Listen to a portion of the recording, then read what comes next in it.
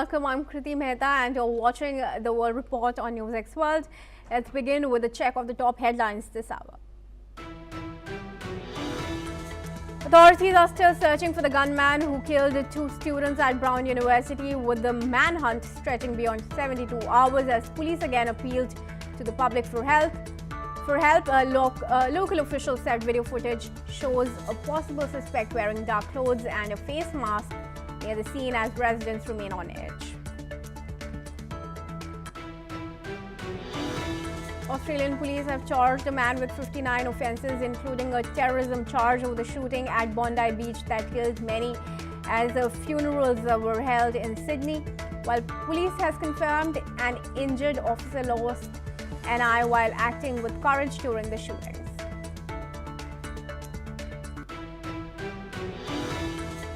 Australian State Parliament to be recalled to pass stricter gun laws. This comes as local Premier said the Australian State Parliament of New South Wales will reconvene next week to discuss urgent legislation on gun control in wake of the deadly Bondi shootings and consider protest reforms. Thailand's Pheu Thai party has named Yochanan Wongsavan as its main prime ministerial candidate for the February election as it seeks a comeback after its patriarch Thaksin Shinawatra was jailed, while Pheu Thai's support has declined with Yochanan. A Shinawatra nephew with limited political experience could be a breeze of fresh air to regain support.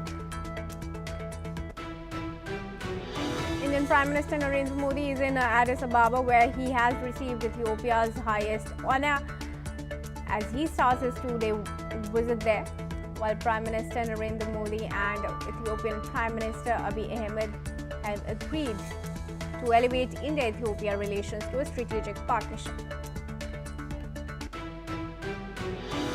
US President Donald Trump has expanded a list of countries subjected to a full travel ban, prohibiting citizens from an additional 7 countries. The expanded ban goes into effect January 1 of next year, while he has also added partial restrictions and entry limitations on additional 15 countries. According to Pentagon statements, senior US and Chinese defense officials met in Washington from December 15 to 16. The talks brought together US Deputy Assistant Defense Secretary Alvaro Smith and Chinese Major General Ye Jiang for the 19th Annual US-China Defense Policy Coordination Talks.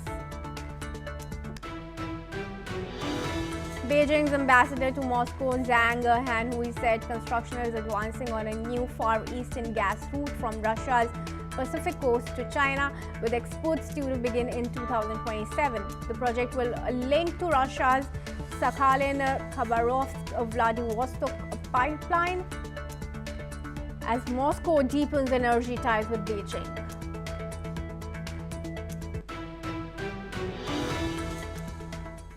Alright viewers, let's start the bulletin with news coming in from Norway, which has boosted military support for Ukraine by approving the purchase of F-16 ammunition and air defense systems worth roughly $316 million for Kyiv.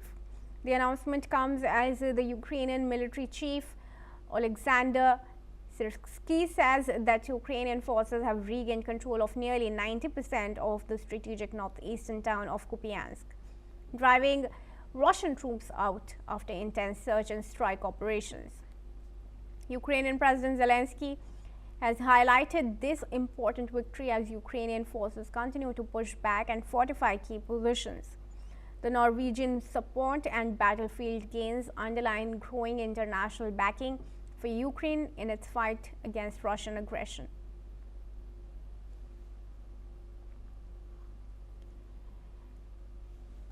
All right, Keith Vaz, who's a former British minister, now joins us live from London. Thank you, Keith Vaz, for joining us once again here at NewsX World. Happy to see you after some time here. Keith, now it was Germany and now support also coming in from Norway for Ukraine. But I do remember after the UK budget was released, there was a lot of condemnation for tax rise while signing millions and billions to Ukraine's cause. That sentiment, of course, has not spread to these countries, Germany, which I'm sure it can afford, as it is one with the highest GDP in the whole of Europe. But now Norway is following suit. How do you think that's going to affect the economy, political economy within the country, and B, its effort towards the Russia-Ukraine war cause?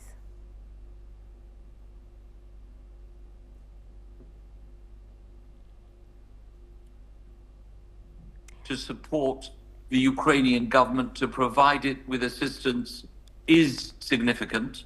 It will have an effect, of course, on the economy in Norway, but all the European countries at the moment are standing behind Ukraine, with the possible exception of Hungary. So, as Norway is a wealthy country, it has decided to support President Zelensky and the Ukrainian people in this way.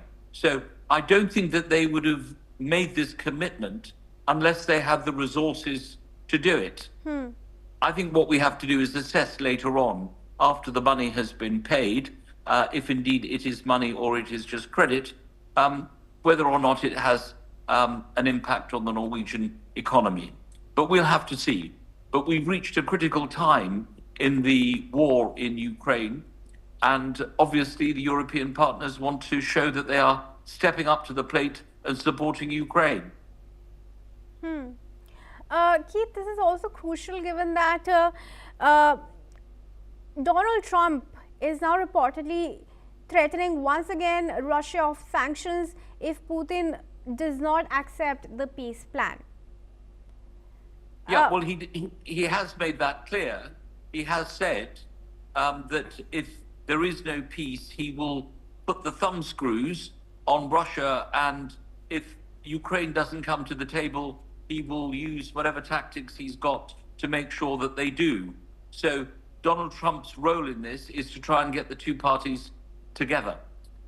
What we need to do is to make sure that we do have peace, but Ukraine is not prepared to give up any land to the Russians. That's the point.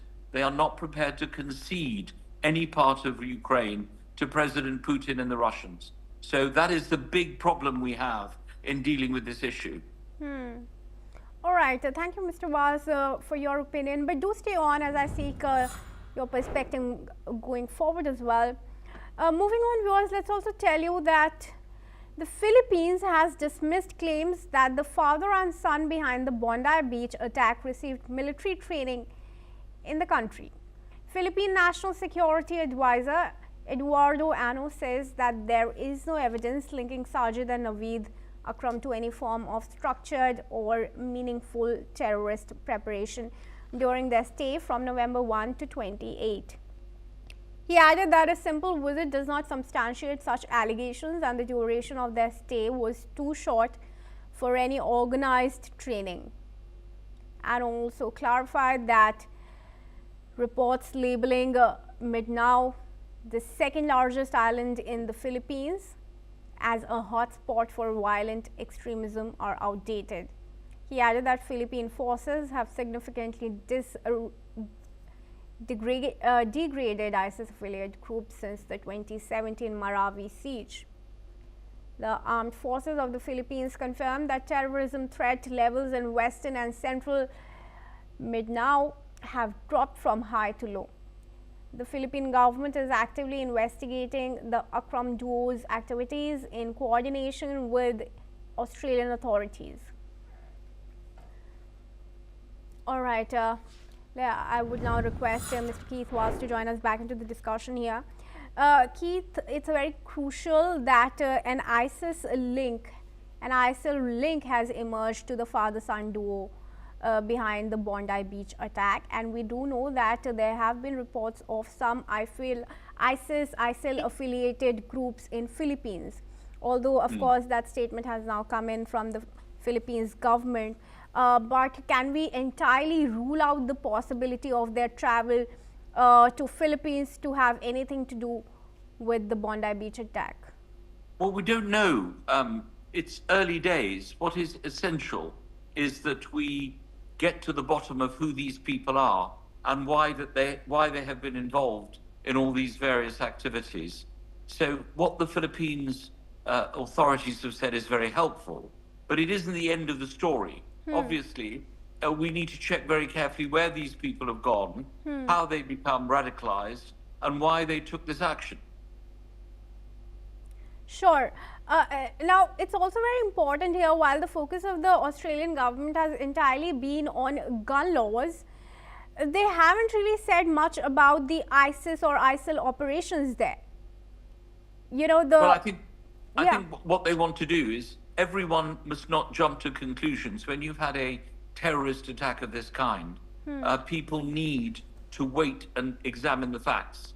And once they have done so, they can then proceed to know exactly what has happened. These are early days. There's got to be a thorough investigation. No stone needs to be left unturned until you find out what has happened. All right. Well, we do hope for some more details to come out and the investigation to proceed with due course. But thank you, Mr. Keith Walls, for joining us once again. Moving on, viewers, China's defense ministry has accused the Philippines of distorting the facts regarding an incident involving the Chinese Coast Guard and Filipino fishermen near Sabina Shoal in the South China Sea. Previously, Manila's Coast Guard had reported that Chinese vessels cut the anchor lines and fired water cannons at Filipino fishing boats, injuring 3 fishermen and damaging 2 vessels. The Philippine Defense Secretary condemned the actions as dangerous and inhumane. In response, China called its Coast Guard's actions reasonable, lawful, professional, and restrained. It also claimed the Philippines illegally intruded into the area and that Filipino personnel threatened the Chinese Coast Guard with a knife. Sabina Shoal is located within the Philippines' exclusive economic zone. It is a point of contention between the 2 countries. China claims almost the entire South China Sea despite an international ruling rejecting its claims. And we have Dr. Asta Chadha, who's an associate professor of international relations at Ritsu Mikan University in Kyoto. She joins us live here. Thank you, Dr. Chadha, for joining us. Of course, the Sabina Shoal remains an area of contention between China and Philippines. And given that it is within the Philippines' exclusive economic zone, would you substantiate Chinese action as it says so? I mean, thanks for having me here today to discuss this topic. I mean, of course not. If you look at it, just by the way of how international law works, as you mentioned, this shoal, which primarily comprises of a submerged reef, is located in fewer than 200 miles of the Filipino territory, which means it is very much part of the exclusive economic zone of Philippines. Then if you look at it from the Chinese perspective, they are claiming it as part of their territory because of this so-called 9-dash line. And in the 2016 international arbitral ruling, that has already invalidated Chinese claims. So them trying to probably call this indisputable sovereignty or try and claim the entire South China Sea, on one hand is wrong even from an international law perspective. But more than that, and the more serious issue here is that this is one of those few incidents that were directed against civilian fishermen rather than a military or a government vessel. And this raises more questions regarding the gray zone tactics that Chinese coast guards are engaging in. Yeah, crucial point you make there, Dr. Chadha. This is also reminiscent of Chinese expansionist policies. It's not the first such territory where China is claiming its control and is under contention. Would you want to elaborate on that?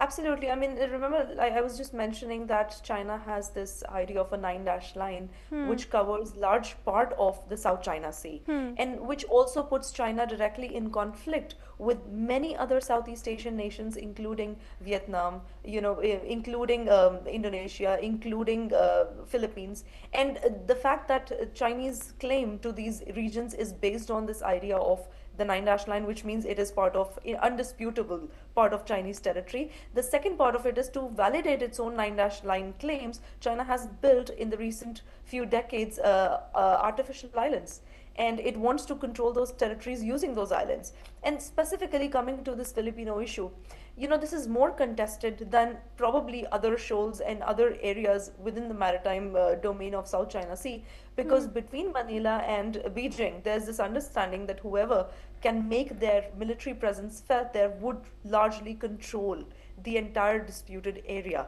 which is between China and Philippines. So it's quite a large area. It is economically important. It is also strategically important because there is where the trade passes through. So I mean, it's easy to understand why China would want to control it, but to say that this is undisputable or indisputable part of its territory is definitely a false statement. All right. Thank you, Dr. Chadda. Do stay on with us as we move forward to another climate news coming forward. Viewers, the European Union has announced plans to expand its carbon border adjustment mechanism, extending the levy to cover imported car parts and washing machines, in addition to high emission goods like steel, aluminum, and cement. This move aims to shield European industries from cheaper imports from countries with looser climate regulations. The CBAM will impose a fees based on the carbon dioxide emissions of imported goods and is set to begin imposing costs in January 2024. The European Commission has also proposed tighter rules to prevent foreign companies from circumventing the levy. If firms are found underreporting these emissions, the European Union could apply default emissions values, leading to higher costs. Furthermore, 25% of the CBAM revenue will be used to support European Union industries investing in lower carbon manufacturing. Despite pushback from countries like China and India, the European Union is doubling down on the policy to prevent carbon leakage. All right. Let's request Dr. Asta Chadda to join us back into the discussion and give her comment. Dr. Chadda, please do go on. What Europe is primarily saying is they're going to start taxing, they're going to bring those people under justice, those companies under justice who were trying to use untaxed steel or aluminum. And so they're not only going to face higher taxes, they might also altogether just not be part of the European supply chain. And this is part of a wider sort of a crackdown by Europe on this loopholes that they have. I mean, recently, one of the European leaders, the climate commissioner of EU, he announced that, and he calls his current climate policy as good cheese with some holes in it. And those are the holes that they're talking about, wherein some companies are probably taking advantage of this. And this is bound to take effect from January 2026. So given that, of course, I mean, from a European perspective, one could see this as a very protectionist policy, as part of their wider climate policy. But there is, of course, a lot of criticism surrounding this policy at the moment. One is the very fact that they are trying to expand this carbon border adjustment mechanism at this time is being called as a selective climate activism or green protectionism, wherein the idea is that EU is being very selective in terms of choosing policies that benefit their own economy, and they are kind of in some way ignoring the principles of international climate equity or the principles of free trade. That's one. And two, there are companies, as you mentioned, in the global south, China, India, South Africa, so on and so forth, who feel that this is clearly a policy aimed at protecting Europe's own markets, making sure that European car and appliance manufacturers end up getting an advantage in the international markets than on technology transfer, which would require these companies to collaborate with companies in the global south. So I mean, there are those criticisms. At the same time, if Europe has decided that to put in this trade barrier that they're calling as CBAM, there's very little these companies can do unless they can negotiate some better deal. There's also resistance and some pressure coming in from car manufacturers, as the European Union plans to ban the sale of combustion engine cars by 2035. So how are their demands going to be met? Because if there's growing pressure, of course, that's going to greatly impact the European Union economy. Absolutely, which is why if you look at the way they are announcing this CBAM policy, it seems to be, like I mentioned earlier, very, very selective. And I'm sure that it's not only the Indian or the Chinese medium, small, and micro enterprises or small businesses or the automobile companies that are going to get impacted. Europe will also have to pay in large sums if there is a breakdown of the supply chain. So probably, what is at play here is that either these companies are going to be forced to be more forthcoming and more transparent in terms of where they're acquiring their raw materials, or Europe is going to start seeking alternative markets and alternative sources from other countries apart, other than their usual suppliers, which are largely concentrated in Beijing. That being said, this argument that they're doing this for climate protectionism, I mean, it sounds, it could be believable at some level, but it sounds very unlikely given the timing of this, given the time when Europe's own climate policy is being called not entirely green but largely pragmatic. So they are bringing down some previous barriers because they want to be pragmatic given the rise in prices, given the economic downturn. But at the same time, they seem to be doubling down on taxing a lot of companies, specifically from the global south. All right, Dr. Chadha, thank you very much for weighing in your opinion on this, and I'd like to go with that. And moving on, viewers, the United Kingdom is rejoining the Erasmus Student Exchange Scheme as part of the government's push for closer relations with the European Union. The government has announced that the UK will participate in the scheme in the 2027 to 28 academic year, during which over 100,000 Britons could study or train in Europe. The UK will pay approximately €570 million to join the scheme for that year, after which future participation will have to be negotiated as part of the European Union's long-term budget, which is set from 2028. Meanwhile, European Union Relations Minister Nick Thomas-Simons described the UK's participation in the scheme in 2027 as a huge win for young people, breaking down barriers and widening horizons to ensure everyone from every background has the opportunity to study and train abroad. Moving on, viewers, the United Nations Chief Volker Turk has urged unconditional release of all people arbitrarily detained for their activities in civic space in Venezuela.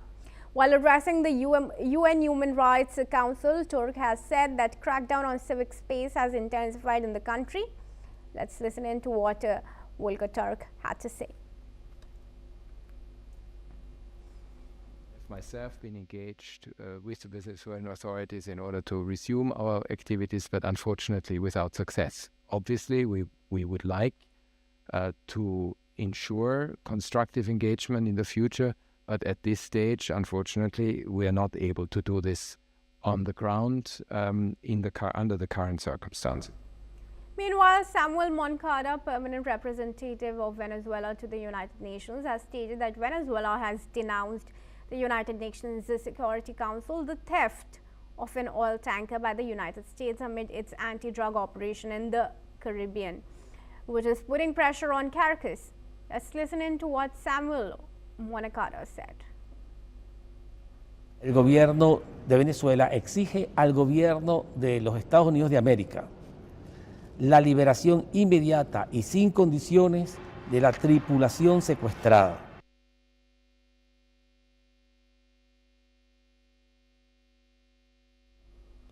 And before we wrap up this bulletin, let's tell you some news from Bhutan, which has announced plans to invest about $1 billion from its national cryptocurrency reserves to develop a proposed mindfulness city aimed at boosting growth and tackling youth unemployment.